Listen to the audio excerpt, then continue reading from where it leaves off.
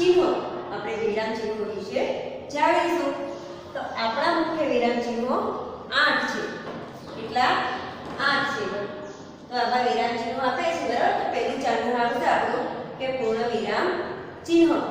તો પૂર્ણ વિરામ ચિહ્ન આવશે તો ખાલી સીધી આપણે લીટી જેવું ચિહ્ન કરવાનું છે. ત્યાર પછી બીજું છે અલ્પ વિરામ ચિહ્ન. અલ્પ વિરામ ચિહ્ન આ રીતે કરીશું. ત્યાર પછી પ્રશ્નાર્થ વાક્ય, પછી આશ્ચર્ય સૂચક ચિહ્નો, પછી યોજક ચિહ્નો અને નિર્દેશ ચિહ્ન, કોષ્ટક ચિહ્ન અને અવતરણ ચિહ્ન. તો એ બધા ચિહ્નો હું તમને ઉદાહરણ આપી અને સમજાવું છું કે તમે શાંતિથી સાંભળો. તો પહેલું છે આપણું પૂર્ણ વિરામ ચિહ્ન છે. તો પૂર્ણ વિરામ ચિહ્ન विधान वाक्य सरल वाक्य एवं संयुक्त वाक्य के अंत में होता है. पूर्ण विराम त्यारे आवशे के ज्यारे आपणे कोई वाक्य लखीए छीए अने ए वाक्य पूरुं थशे त्यारे एनी पाछळ पूर्ण विराम आवशे. तो आपणे एक वाक्य लखीशुं तेनी पाछळ पण पूर्ण विराम करवानुं छे. तो छे वाक्य आपणे के सीता स्कूल जा रही है. सीता स्कूल जा रही है. तो આપણે પૂર્ણ વિરામ ક્યાં કરશું? એની પાછળ જ્યાં વાક્ય પૂરું થાય છે તે આપણે પૂર્ણ વિરામ કરીશું. ત્યાર પછી આપણો બીજો ટોપિક છે અલ્પ વિરામ. તો અલ્પ વિરામની અંદર આપણે આ રીતે નિશાની કરવાની છે. वाक्य पढ़ते समय जहाँ थोड़ा रुकना पड़ता है वहाँ अल्प विराम का चिन्ह का प्रयोग होता है. જ્યારે આપણે કોઈ વાક્ય બોલીએ છીએ અને જ્યાં રૂકવું પડે છે, અટકી જવું પડે છે, ત્યાં આવશે આપણે અલ્પ વિરામ આવશે. તો અલ્પ વિરામનું વાક્ય જોઈએ કે જો એ વાક્ય શું બોલાય છે? સુનો સુનો વહ गा रहा है. તો આપણે આ વાક્ય છે અહીંયા સુનો સુનો આવે તો અલ્પ વિરામ ત્યાં અહીંયા આપણે અટકીશું, સુનો બોલીશું પછી ત્યાં અટકીશું, સુનો સુનો વહ गा रहा है. चलो हमें આપણે બીજા ઘણા ઉદાહરણ જોઈશું. તો આપણે બીજું છે રામ લક્ષ્મણ और सीताजी अयोध्या लौटेंगे. તો એની વચ્ચે આપણે ક્યાં રૂકવું પડશે? રામ. રામ પછી રામ લક્ષ્મણ अयोध्या लौटेंगे. પછી ચોથું વાક્ય છે રોકો મત જાને દો. તો ત્યાં આપણે અહીંયા અલ્પ વિરામ ક્યાં આવશે? રોકો. રોકો પછી અલ્પ વિરામ કરવાનું અને પછી લખવાનું मत जाने दो.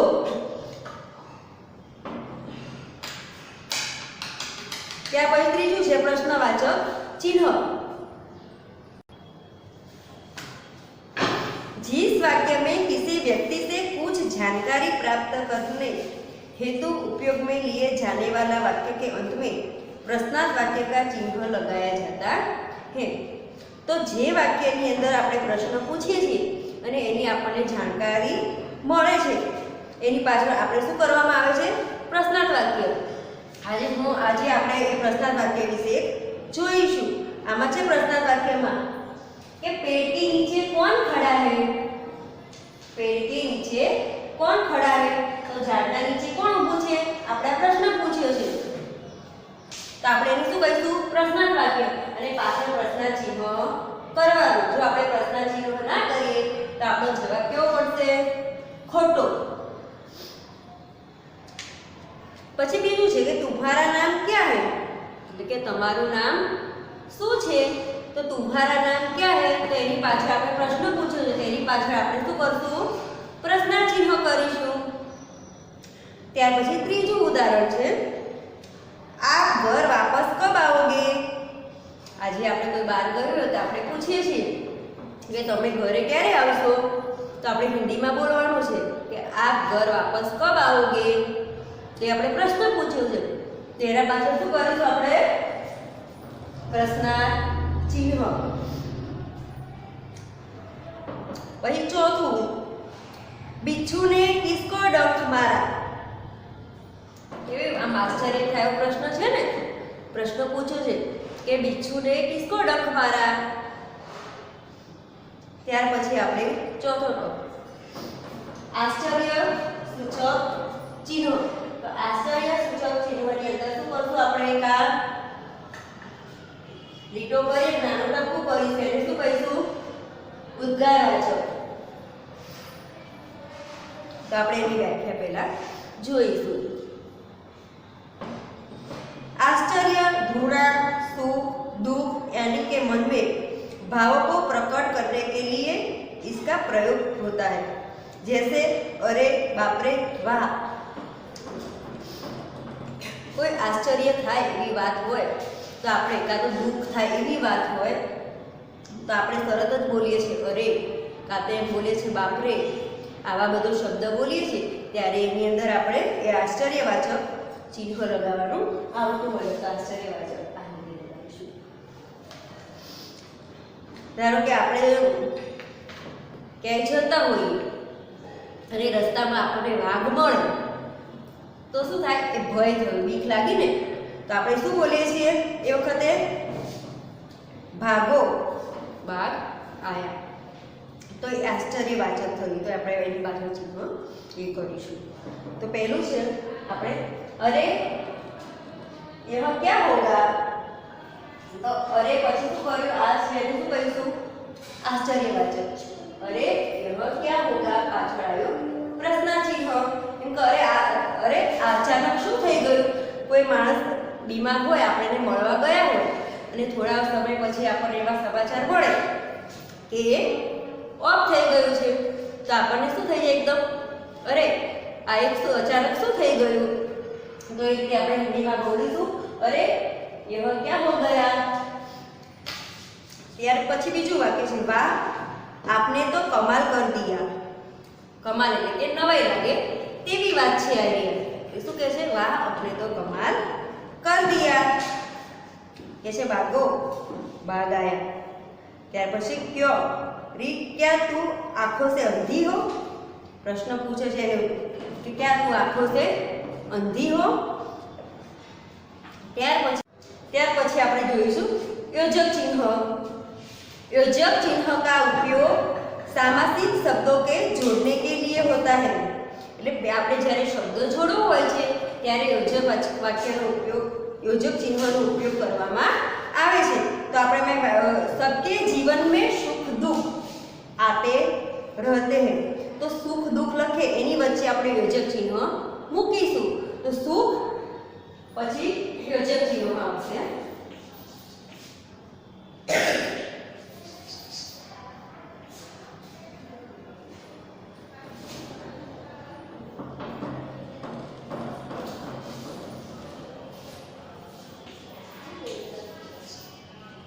સુખ પછી આ થયું આપણું યોજક ચિહ્ન. પછી દુઃખ. બરાબર? તો આ જે છે એને આપણે શું કહીશું? યોજક ચિહ્ન. એ જ રીતે બીજું વાક્ય पेड़ हमें फल फूल देते हैं. तो आमा योजक वाक्य क्या આવશે? फल और फूल. फल અહીંયા આવશે ફૂલ. ફળ ફૂલ વચ્ચે યોજક આવશે. યોજક ચિહ્ન.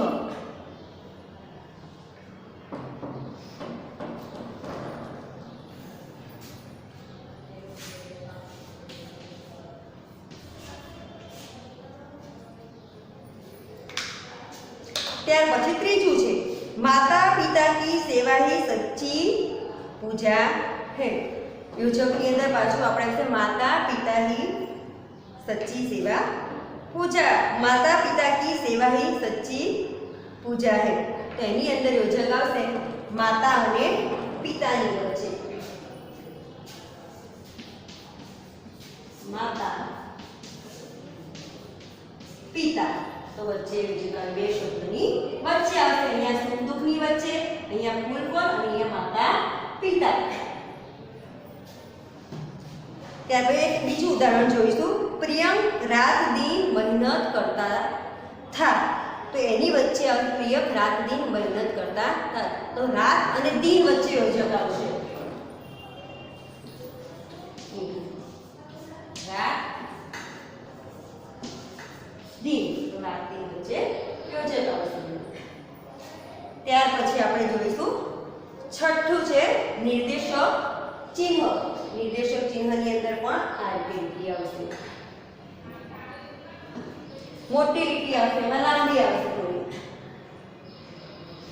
निर्देशक चिन्ह का प्रयोग वाक्य में बात को स्पष्ट करने के लिए होता है.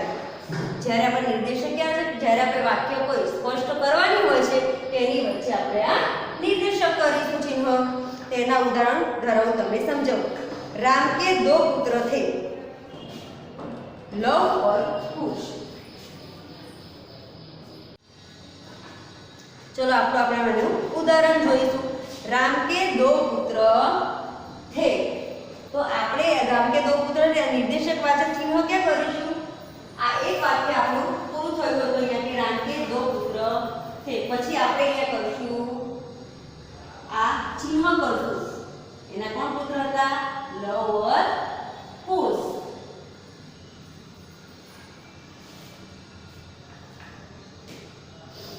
એને આ નિર્દેશક ચિહ્ન. ત્યાર પછી છે પાંડવ. પાંડવ 5 थे. પાંડવ 5 थे. ત્યાર પછી પાછું પણ અહીંયા ચિહ્ન આવવું જ આવશે, નિર્દેશક ચિહ્ન કરીશું આપણે. યુધિષ્ઠિર, ભીમ, અર્જુન, સહદેવ और નકુલ. આ 5 કોણ હતા? પાંડવો હતા. ત્યાર પછી બીજું આપણે ત્રીજું વાક્ય છે રાજા દશરથ को 3 रानियां थी. કેટલી? 3 रानियां थी. तो कई कई? कौशल्या, सुमित्रा और कई कई. એટલે આપણે ત્યાં નિર્દેશક વાચક ચિહ્ન ક્યાં આવશે? જે આપણે વાક્ય છે ત્યાં દશરથ રાજા को 3 रानियां थी. ત્યાં કરશું નિર્દેશક વાચક ચિહ્ન કરીશું અને પછી એમની ત્રણેયના નામ લખવા, ત્રણેય રાણીઓના નામ લખવાના છે. ત્યાર પછી આપણું સાતમું ચિહ્ન કયું આવશે? કોષ્ટક चिन्ह. तो कोष्टक चिन्ह की व्याख्या शू थशे? किसी शब्द के अर्थ को स्पष्ट करने के लिए कोष्टक का प्रयोग होता है. जे शब्द आपणे स्पष्ट करवानो छे ए स्पष्ट करवा माटे कोष्टकनो उपयोग करवामां आवे छे. એટલે કે જો વર્ણ કે 2 પ્રકાર है, एक स्वर અને વ્યંજન. આપણે ગુજરાતીમાં જે કપો કહીએ છીએ ને એના 2 પ્રકારો છે. સ્વર કોને કહેવાય? આપણે આપણા સ્વર 5 છે, અ આ ઈ, બરાબર, એ સ્વર છે. અને વ્યંજન કોને કહેવાય? કે જે બાકીના શબ્દો બધા છે, આપણે ખ, ગ, ચ એ બધા કહીશું વ્યંજન. તેના કેટલા પ્રકાર છે? વર્ણના 2 પ્રકાર. એક તો પહેલો છે સ્વર અને બીજો વ્યંજન. અને વિરુદ્ધાર્થી. પછી આપણે કોષ્ટક કોને કહીશું? કે એક જ આપણે આ વિરુદ્ધાર્થી છે, બરાબર, વિરુદ્ધાર્થી લખ્યું અને જે કૌંસ બનાવ્યો છે આ એનું વિરુદ્ધાર્થીનું બીજું નામ શું છે? વિલોમ પણ કહીશું. એટલે આના 2 જ અર્થ થતા હોય છે. જે કોષ્ટકની આને કોષ્ટક પણ કહેવાય અને કૌંસ પણ કહેવાય. તો કૌંસની અંદર આપણે શું લખ્યું? વિલોમ. વિલોમ લખો કે વિલોમ લખો એ બંનેનો અર્થ એક જ થશે. સમાનાર્થી. તો આપણે સમાનાર્થી એક જ સરખા 2 અર્થ એના જેવો બીજો અર્થ થતો હોય એને આપણે સમાનાર્થી કહીશું. સમાનાર્થીને બીજા અર્થમાં શું કહેવાય? पर्यायवाची. पर्यायवाची शब्द पण कहीशुं અને સમાનાર્થી પણ કહીશું. ત્યાર પછી ગુરુજીને અમિત को तारीफ. तारीफને આપણે પ્રશંસા કહેવાય, વખાણ કહેવાય ગુજરાતીની અંદર. તો તારીફ અને પ્રશંસા. પ્રશંસા એ આપણે શેની અંદર મૂકીશું? એને કોષ્ટકની અંદર મૂકીશું. એટલે એને તારીફ પણ કહીશું અને પ્રશંસા પણ કહેવાય. બંને અર્થ કહીશું.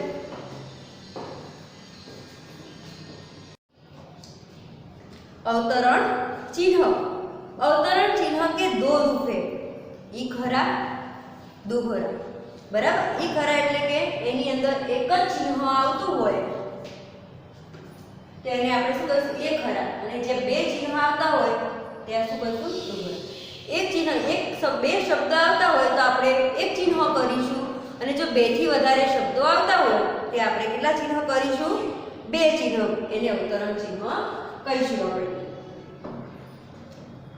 जहाँ कोई विशेष शब्द, पद, वाक्य खंड के लिए जहाँ वहाँ ईखरा अवतरण रखा जाता है.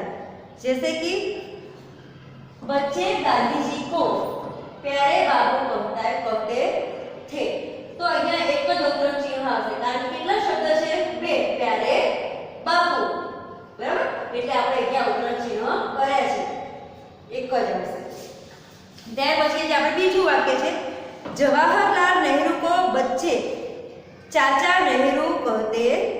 થે એમાં પણ બે શબ્દ આવે છે જવાહરલાલ નહેરુમાં.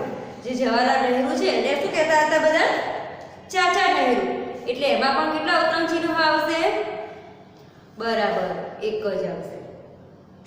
किसी व्यक्ति के कथन में मूल रूप करने के लिए दोहरा उदाहरण चिन्ह का उपयोग किया जाता है। जो बे चिन्ह क्यारे आवशे? आखું જ્યારે વાક્ય હોય ત્યારે બે થી વધારે શબ્દો હોય ત્યારે બે ઉતરણ ચિહ્ન કરવાના। शास्त्री जी ने कहा जय जवान जय किसान। आ शास्त्री जी ने कयो नारो बोल्या हता? जय जवान जय किसान। तेनी अंदर કેટલા ઉતરણ ચિહ્ન કર્યા? સરસ બે। બરાબર આ વાક્યની અંદર આટલામાં ઉતરણ ચિહ્ન કરવાનું છે। ત્યાર પછી એવું જ આપણે બીજું ઉદાહરણ જોઈશું। प्रजापति ने कहा देवता ही श्रेष्ठ है। શું કહ્યું હતું? प्रजापति ने कहा देवता ही श्रेष्ठ है। तेनी अंदर उदाहरण चिन्ह क्या करશું આપણે? જે આ વાક્ય છે કે देवता ही श्रेष्ठ है ત્યાં આપણે શું કરશું? ઉદાહરણ ચિહ્ન બે કરવાના આવશે કારણ કે એ બે કરતા વધારે શબ્દો છે એટલા માટે। તો આજે આપણે અહીંયા જે આ ચિહ્નો જોયા છે 8 ચિહ્નો છે બરાબર। એ તમારે યાદ રાખજો કે એમાં કઈ નિશાની આવશે। પછી જ્યારે તમે પૂર્ણ વિરામમાં પ્રશ્ન ચિહ્ન કરશો અને પ્રશ્ન ચિહ્નમાં પૂર્ણ